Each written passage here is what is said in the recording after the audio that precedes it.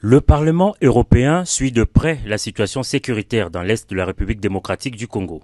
Ce vendredi 7 mars 2025, à la Cité de l'Union africaine, une délégation des parlementaires européens conduite par le premier vice-président de l'Assemblée nationale de la RDC a été reçue en audience par le président de la République Félix-Antoine Tshisekedi Tshilombo.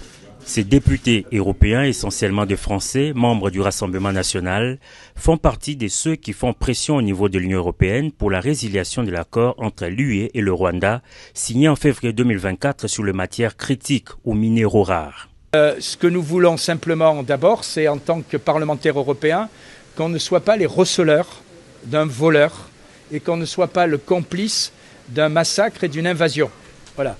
Et deuxièmement, on a essayé aussi de trouver une solution qui pourrait permettre d'éclaircir tout ça. C'est ce qu'on a un peu présenté au président, à savoir une solution technique qui permettrait d'assurer la traçabilité des minéraux et qui ferait en sorte que, bien, on saurait clairement qui est le vrai propriétaire. S'agissant des sanctions européennes contre le Rwanda, ces parlementaires européens qui attendent le prochain Conseil européen soutiennent qu'il est temps que ces résolutions soient appliquées.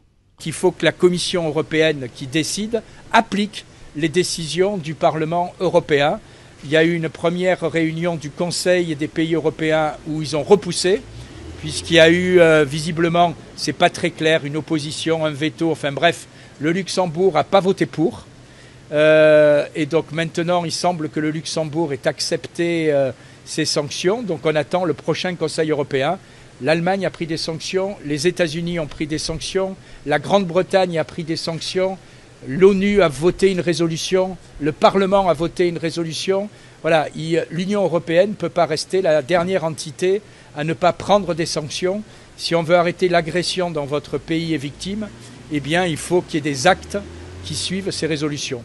Le soutien de ces députés français à la RDC est très apprécié par les autorités congolaises. Ils ont soutenu le Congo, ils ont accompagné les démarches au plan diplomatique, ils ont été avec nous dans toutes les batailles, y compris dans des manifestations publiques que nos compatriotes ont tenues à Bruxelles et à Paris pour faire entendre la voix du Congo. Voilà pourquoi pour nous ça a été une joie de les retrouver ici sur le sol congolais où ils ont reçu cet accueil et de nous et de nos populations, ce qui manifeste évidemment qu'ils font partie de ceux qui pensent du grand Congo de demain, ce Congo qui va être utile à l'humanité tout entière. Nous avons trouvé un président soucieux de trouver des solutions pour son pays, a fait remarquer cette délégation des parlementaires européens au terme de cette entrevue.